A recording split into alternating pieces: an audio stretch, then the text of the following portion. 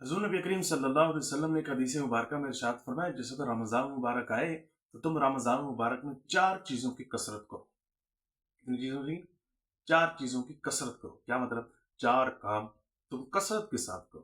Number 1، کلمہ توحید بلند کرو، لا الہ الا اللہ، لا الہ الا اللہ، لا الہ الا اللہ۔ نمبر 2، کثرت کے ساتھ استغفار کرو۔ استغفار کا مطلب کیا ہے؟ اپنے گناہوں پر بخشش طلب کرو۔ مختصر سے مختصر اس کا جو جملہ ہے وہ ہے استغفر اللہ، استغفر اللہ، استغفر اللہ۔ تیسری چیز جس کے بارے میں رسول کریم صلی اللہ علیہ وسلم نے ارشاد فرمایا کہ رمضان مبارک کے اندر کثرت کے ساتھ تم نے اس کام کو کرنا، وہ ہے جنت کو طلب کرنا، جنت کا سوال کرنا۔ اسألک الجنہ، اسألک الجنہ، اسألک الجنہ۔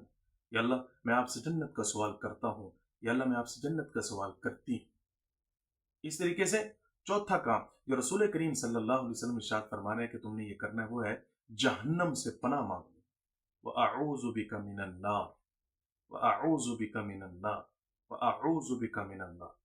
ان 4 کاموں کو اگر ہم عربی کے اندر نماز کے اندر، نماز کے بعد اگر ہم دعا کرتے ہیں تو ہاتھ اٹھا کر ان 4 کاموں کو اور ان 4 چیزوں کو ہم اس طریقے سے طلب کر سکتے ہیں: لا الہ الا اللہ، استغفر اللہ، اسألک الجنہ، واعوذ بک من النار۔